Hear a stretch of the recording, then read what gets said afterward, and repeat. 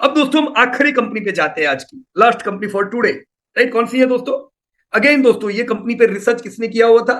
Doctor Zaid ने। तो जैद भैया दो कंपनी करने वाले थे, पर लोग उनकी दोनों कंपनी तो आज हमको करनी पड़ी, तो हम तीन कंपनी कर रहे हैं। हमने एयू पे बात की, आईएक्स पे बात की और जेएसडब्ल्यू पे बात कर रहे हैं। राइट, सो पहले मैं सोच रहा था कि मैं डायरेक्टली डेटा आपको प्रेजेंट कर दूं, मैंने स्लाइड देखी नहीं थी, पर अभी जस्ट मैंने जब चेक की, बहुत ही सुंदर स्लाइड बनाई हुई है, तो स्लाइड देखेंगे।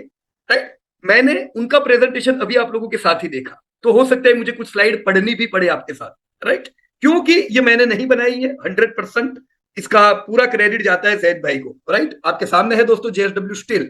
या दोस्तों, आयरन एंड स्टील की कंपनी, क्या आयरन एंड स्टील में निवेश करना चाहिए? अगर करना चाहिए तो कौन सी कंपनी है? राइट, इंडिया में इंफ्रा का ग्रोथ जबरदस्त होना है और आपकी आंखों के सामने है दोस्तों। हम हर साल इंफ्रा पे स्पेंडिंग बढ़ा रहे हैं, 10-10 लाख करोड़ तो हमने किया, इस साल 11 लाख करोड़। अमेजिंग दोस्तों। ये स्पेंडिंग का फायदा दोस्तों सीमेंट की कंपनी को होना है, स्टील की कंपनी को होना है और कंस्ट्रक्शन की कंपनी को होना है। तो चलो देखिए, जैसे ये पहले फोटो में जेड भाई ने क्या रखा हुआ है, Atal Setu Mumbai trans harbour link, जो अगेन जिसपे JSW steel was the principal supplier. Right, wonderful, great. अब स्टील दोस्तों जैसे किधर किधर इस्तेमाल होता है, तो ऑटोमोटिव में, राइट, गाड़ियों के अंदर, बिल्डिंग एंड इंफ्रा, ये एक बहुत ही बड़ी जगह है जहां पे स्टील का यूसेज होता है। एनर्जी, स्टील पैकेजिंग, ट्रांसपोर्ट और टूल्स एंड मशीनरी। राइट, अब जैसे हम समझ ले सबसे पहले कि वर्ल्ड स्टील का, दुनिया का सबसे बड़ा स्टील का प्रोड्यूसर कौन? चाइना। अब बड़ा हो उससे हमको कोई दिक्कत नहीं, पर ये बड़ा नहीं है, ये बहुत ज्यादा बड़ा है। यानी ये चाहे तो कंट्रोल कर सकता है। दुनिया की 17% आबादी वाला देश वर्ल्ड का 54% स्टील कंज्यूम भी करता है, प्रोड्यूस भी करता है। तो इनको इंपोर्ट का तो कोई सवाल ही नहीं है। हाँ, पर अगर कंजप्शन वहां पे कम हुआ तो ये लोग पूरे दुनिया में डंप करेंगे माल। यानी चाइना में अगर इकोनॉमी म्यूटेड, तो स्टील इंडस्ट्री में हाहाकार दुनिया भर में। स्टील इंडस्ट्री के लिए अच्छे समाचार नहीं होंगे अगर चाइना में इकोनॉमी म्यूट हो जाए, क्योंकि वो स्टील फिर बाहर एक्सपोर्ट करने लगेंगे। राइट, तो ये पहले समझ लो, चाइना 54 सेकंड दुनिया का दूसरा सबसे बड़ा प्रोड्यूसर भारत है, लेकिन डिफरेंस बड़ा ह्यूज है। वो 54, हम 7, तो दूर दूर तक नहीं है। राइट, हम गैप बड़ी ज्यादा है हम दोनों में। राइट, कंपनीज कौन सी है? These are top 10 steel producer. आप देख सकते हो चाइना की जो सबसे बड़ी कंपनी है दोस्तों स्टील की, दुनिया की सबसे बड़ी है, और ये कितना 130 एमटी, मतलब भारत की जितनी कंजप्शन है उससे ज्यादा ये अकेला प्रोड्यूस करता है। सोचो। Right, Arcelor Mittal, right, second number पे है, पर ह्यूज गैप है दोनों में। फिर अलग अलग कंपनीज आती है दोस्तों, भारत की कंपनी दो आती है, एक टाटा स्टील आती है, राइट, और फिर आती है जेएसडब्ल्यू स्टील। तो ये दो कंपनी हमारी है। जेएसडब्ल्यू रैंकिंग में 15वें नंबर पे है दोस्तों, और टाटा स्टील रैंकिंग में 10वें नंबर पे है। ये अभी हमारा स्टील का इंडिया में हाल है दोस्तों। कंजप्शन स्टील का बढ़ता जा रहा है। लास्ट 5 सालों में दोस्तों हमने 4.8% का देखा, इस साल 14% से कंजप्शन बढ़ा है स्टील का। तो स्टील का कंजप्शन तो शानदार होता जा रहा है। राइट, अब भारत में कंपनीज कौन सी है, कितनी है? 15 लिस्टेड कंपनी ने दोस्तों। अभी आज ही एक स्टील की कंपनी लिस्ट हुई, क्या नाम था? वैसे देखो, ये वो प्योर स्टील नहीं है, वो स्टील की पाइप बनाती है। राइट, वो उनका दूसरा सेक्टर हुआ। उनको हम कंपेयर करेंगे एपीएलओ, अपोलो और उन सब कंपनियों के साथ, वेल्सपन कॉर्प के साथ। ये प्योर आयरन और स्टील की कंपनियां हैं, जो जिसकी मैं आज बात करूंगा। 15 लिस्टेड कंपनी, सब लोग मिलकर 6.4 लाख करोड़ का धंधा करते हैं। लेकिन खास देखने वाली बात, इनको मार्केट कैप नहीं मिलता है। तो इधर से ही हमको बैकफुट पे आ जाना चाहिए। अरे यार, तुम इतना ज्यादा धंधा करते हो, 6.5 लाख करोड़ का, मतलब इंडस्ट्री इतना टर्नओवर करती है, पर कोई पूछता क्यों नहीं है? जरूर कुछ प्रॉब्लम होंगे इस इंडस्ट्री में, बराबर की नहीं? नहीं तो मार्केट कैप मिलना चाहिए, इनको मार्केट कैप नहीं मिल रहा है। So why, we will have to understand. अब अगर मिल भी रहा है तो दोस्तों ये दो लीडिंग कंपनी है। कौन सी? जेएसडब्ल्यू स्टील को सबसे ज्यादा मार्केट कैप मिलता है। दूसरे नंबर पे आती है टाटा स्टील। क्यों दोस्तों? क्योंकि जेएसडब्ल्यू स्टील कंसिस्टेंट प्रॉफिट करती है। टाटा स्टील टाटा ग्रुप की है, but they are not consistent profit maker. इनके जो फॉरेन के जो प्लांट है दोस्तों, लॉसेस कराते हैं, और इससे टाटा स्टील ने बड़े लॉसेस किए पास्ट में। तो इन्वेस्टर को विश्वास ज्यादा किधर है? नंबर 1 जेएसडब्ल्यू, नंबर 2 टाटा, फिर आती है जिंदाल स्टील और सेल। ये गवर्नमेंट की company steel authority India limited, एक जमाने में दोस्तों ये भारत की नंबर 1 कंपनी थी, सबसे बड़ी कंपनी। सबसे बड़ा मार्केट कैप एक जमाने में सेल को मिलता था।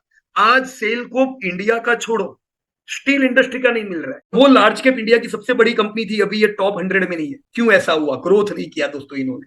ग्रोथ जिन्होंने किया वो आगे बढ़े दोस्तों। राइट, धंधा कौन बड़ा करता है? धंधा दोस्तों टाटा स्टील सबसे बड़ा टर्नओवर करती है, क्योंकि टाटा स्टील दुनिया भर में काम करती है।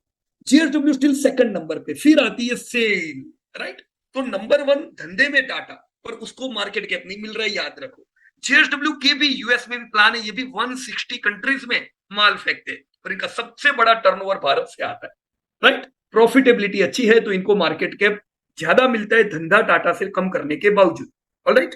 बाकी मैं सब नीचे की कंपनी पे नहीं जा रहा हूं दोस्तों, प्रॉफिटेबिलिटी आप देख लो, टाटा, जेएसडब्ल्यू, जिंदाल स्टील, ये सब कंपनियां कुछ कर रही है, पर ये वो साल का प्रॉफिट है जो साल लॉटरी लगी हुई थी मेटल की कंपनियों की। इस साल लॉटरी नहीं है, ये पिछले साल का डेटा है, पिछले साल सब तगड़ा कमाए, राइट। अभी क्या हाल है दोस्तों, मार्जिन से आपको पता चलेगा अभी क्या हाल है, right. You can see margin असल में सुधरने चाहिए कि नहीं, क्यों? क्योंकि पिछले साल इन्फ्लेशन था कि नहीं, इस साल इन्फ्लेशन नहीं है तो प्रॉफिट तो बढ़ने चाहिए थे।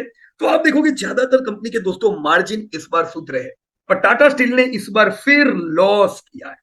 तो ये 9 महीने के रिजल्ट देखो, so Tata steel had made losses दोस्तों, यही कारण है टाटा स्टील को कम मार्केट कैप मिलने का, राइट। बाकी आप इनके रेशियोज देखो दोस्तों, कोई फेवरेबल नहीं है, कोई मतलब कोई कंपनी के नहीं। डेप्ट इक्विटी सॉल्वेंसी रेशियो देखो दोस्तों, कोई कंपनी ऐसी नहीं है जो डेप्ट फ्री है, मतलब ये सेक्टर बड़ा डेंजर सेक्टर। इधर आप बोलो मैं बहुत बड़ा इन्वेस्ट करूंगा, टेंशन वाला काम है।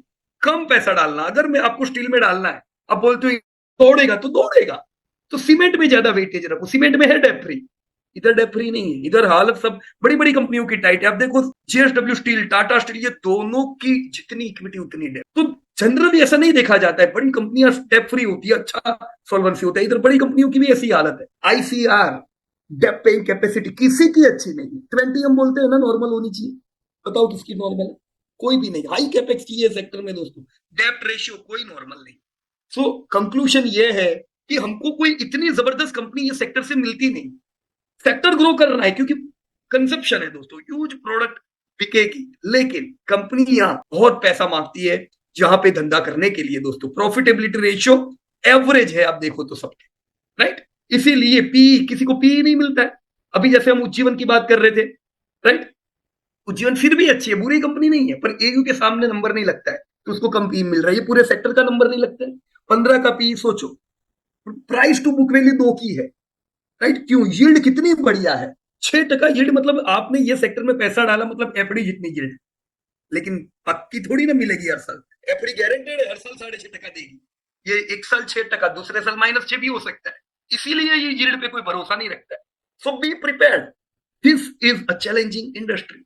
ऐसे में दोस्तों अगर सबसे अच्छी कोई है जेएसडब्ल्यू स्टील, जिसमें कंसिस्टेंसी है दोस्तों प्रॉफिट करने की, this are the most consistent company of India, right. अब शेयर होल्डिंग देखो, promoter 45, 26% FII, retail 19, DII 10। Historical trend क्या कहता है दोस्तों, धंधे इनके प्रोडक्शन के बताए जैद भाई ने यहाँ पे, अब 53 तो 2035 में पहुंचेगा। लेकिन इंडिया में जिस प्रकार से कंजप्शन डिमांड है दोस्तों, स्टील की कंपनियों को एक्सपांशन बहुत करना पड़ेगा, पैसा बहुत चाहिए ही चाहिए।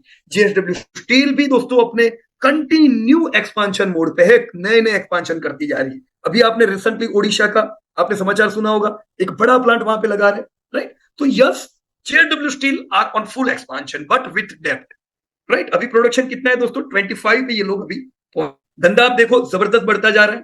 पिछला 2022 लास्ट टू लास्ट ईयर दोस्तों लैंडमार्क साल था, इन्होंने 1.5 लाख करोड़ के टर्नओवर को पहुंचे, राइट। ग्रोथ ऐसा ही रहेगा, ग्रोथ बढ़िया रहने वाला है। प्रॉफिट आप देखो कभी ऊपर कभी नीचे, वो ऑक्सीजन की लाइन होती है वैसे। अब ये सबसे अच्छी कंपनी के प्रॉफिट है, तो दूसरे के तो देखेंगे तो क्या होगा। अब टाटा स्टील के देखोगे तो भी डेंजर है, कितने लॉसेस वाले साल मिलेंगे, राइट। सो बी प्रिपेयर्ड दोस्तों, आंख बंद करके पैसा नहीं डाल दो, राइट। अच्छा है, सबसे अच्छी कंपनी है, पर कंसिस्टेंसी आपको नहीं मिलेगी, आपको वॉलेटिलिटी तो रहेगी ही, तो उसी प्रकार से वेटेज करने का।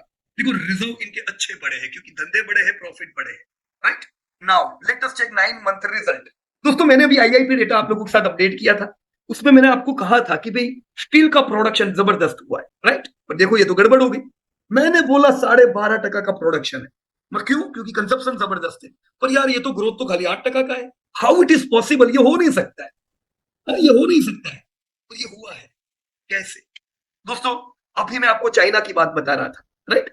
चाइना इतना बड़ा प्रोड्यूसर है, इस साल चाइना का हाउसिंग मार्केट गिरा पड़ा है, बुरा हाल है, तो वहां पे स्टील का काम है दोस्तों। इस साल अगर वहां पे कम है, कंपनियां प्रोड्यूस करेगी तो करेगी क्या, सस्ते में दुनिया में बेच रही है दोस्तों। भारत में कंजप्शन तो स्टील का 12% से हुआ, लेकिन 100% से हमारा इंपोर्ट बढ़ा और वो भी चाइना ने किया, दुश्मन देश का इंपोर्ट हुआ दोस्तों। क्यों? सस्ता माल। एक्सपोर्ट भी उन्होंने ही किया।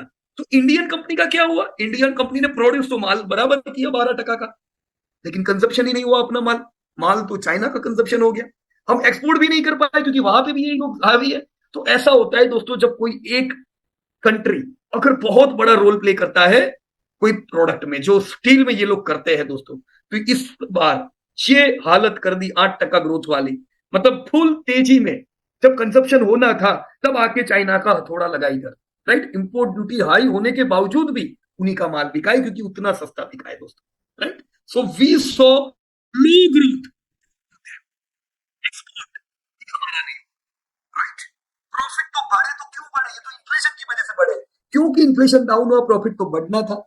पर माल बिका दोस्तों? नहीं बिका, ये याद रखना, राइट। हमने चैलेंजिंग क्वार्टर देखा, इतने बढ़िया प्रोडक्शन, इतना बढ़िया कंजप्शन होने के बावजूद, राइट।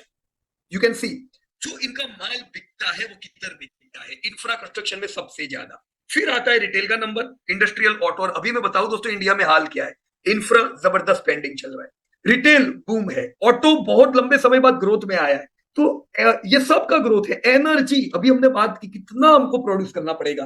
तो सब सेक्टर ऐसे हैं जो स्टील की डिमांड को और बढ़ाएंगे।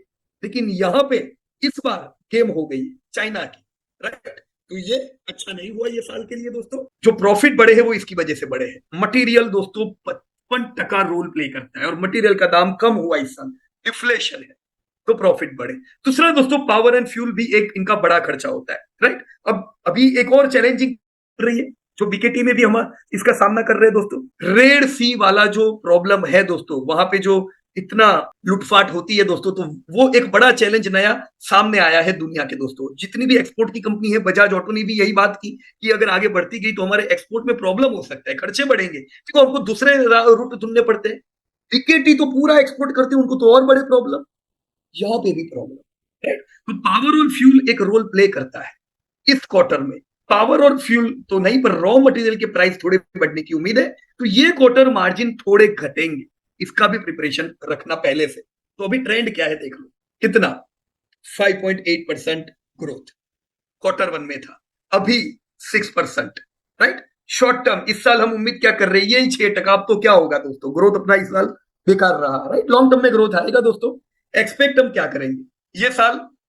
1.65, सॉरी, ये 1.65 लाख करोड़ पिछले साल का है। हम बहुत ज्यादा ग्रोथ नहीं देखने वाले धंधे में इस साल।